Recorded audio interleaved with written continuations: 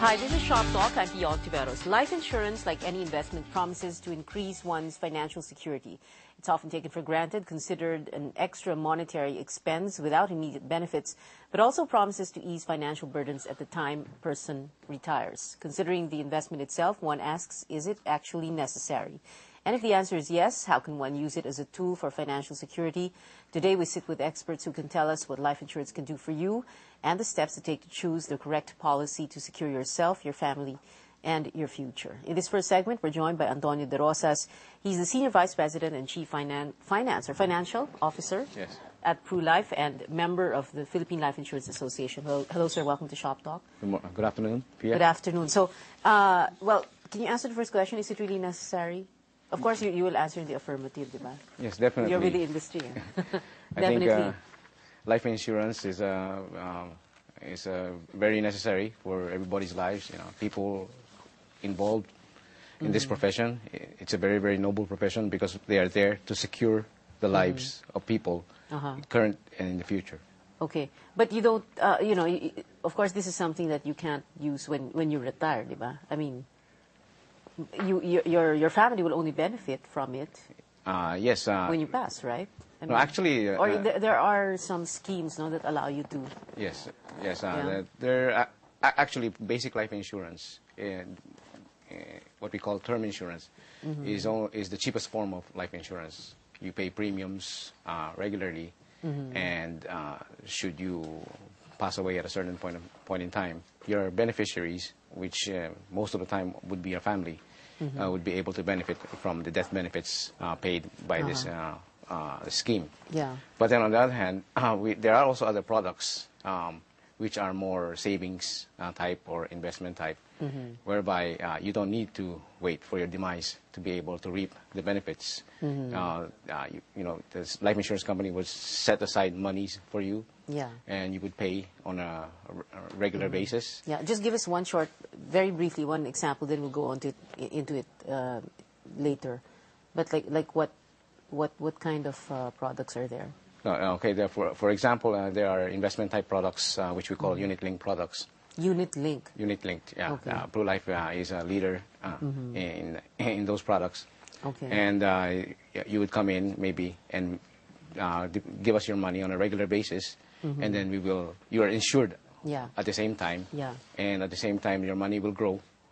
Depending on the investments you choose. And at the end of a certain period, you can withdraw your money and reap the benefits. So it can work both ways. It's life insurance and it's like just any ordinary financial investment. Yes, it's life insurance and investment, but it's actually a life insurance product. Okay, and do you find that more people are interested in something like that?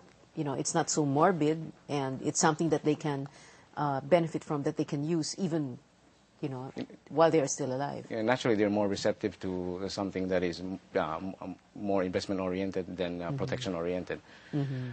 Especially here in the Philippines, people generally associate life insurance in the negative, and they consider it as an expense. But if you sell it to them as a savings plan, to secure their future while they're still alive, it is more sellable. Okay, so it's a matter of selling, it's a matter of marketing it, it's a matter of couching it in nicer terms. And also designing the product in a way. Designing the product so that they can really use it, reap the benefits. Yeah. Even long before their demise. Yes. Yeah. So do you find that there are a lot of people still in the Philippines? Like, do you have studies to show that it's difficult to sell life insurance in this country because Pinoys are, you know, parang, oh no, I don't plan to die right now. Parang ganun sila eh. Actually, you know, there are studies comparing what we call the life insurance penetration rate. Life insurance penetration rate is actually the total premiums of everybody, you know, purchasing life insurance divided by the total GDP or total revenues of the country. In the Philippines, it's less than 1%.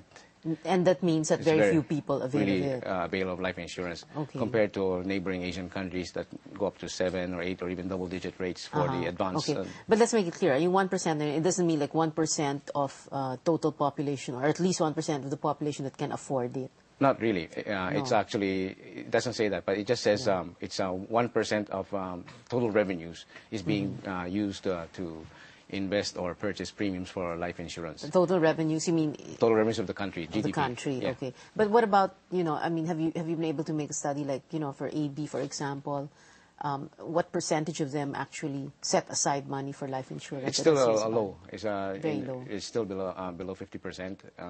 It's hard to penetrate if you sell life insurance as purely protection oriented, because there is this negative connotation that it's and they said it's an unnecessary expense. But if you sell it to them as a savings or an investment type of product, they are more receptive to it. Okay.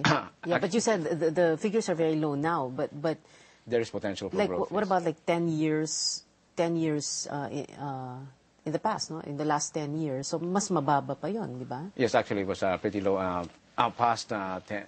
There was a time during several years ago, the growth in the life insurance industry was only single digit. But however, this year we anticipate that because the more and more companies are selling investment type insurance products like the unit-linked products, that I think we will achieve a double-digit growth in the growth in life insurance premiums this year. Okay. Well, speaking of Pru Life came into the country like what, 10 in years? 1996, 11 years ago. Okay. And you were saying that you came in at a time when medyo deregulate, tama ba yan? Deregulate the industry. What do you mean by that? What was early in the 1990s, early on in the 1990s, before that, the life insurance, multinational foreign life insurance company mainly comprised only a few players. The largest, like which ones? Like Film Life and Sun Life. And most of the other players were just local. And during the Ramos administration, they deregulated the life. They invited, which encouraged more multinationals to set up life insurance companies here in the Philippines. And deregulated is the correct term? Yeah, deregulated is the correct term. So Pru Life, being one of these multinationals, decided to come into the Philippines and expand their business, which is part of their strategy of expanding their business in Asia. Okay. And Pru Life has been around here in the Philippines. Oh, sorry, for like 10 years. So, but for 11 years. Yeah. So Pru Life started in UK, no? In the UK. Okay. And it's been there for like 100 years now. 150 years. Okay. All right. And Pru Life means? Prudential. Prudence. Okay, but this is we're setting it aside from Prudential Life, no? Iba to, ibang company to. Yes, it's a different company, the Prudential Philippines. So prudence or being prudent? Being prudent, prudent enough to secure your future. Okay, but what if, if you try to sell life insurance to someone and they say, well, I'm just going to put my money in the bank, no? Or put it in some investment. Pwede rin, di ba? Yes, but there's no element of protection.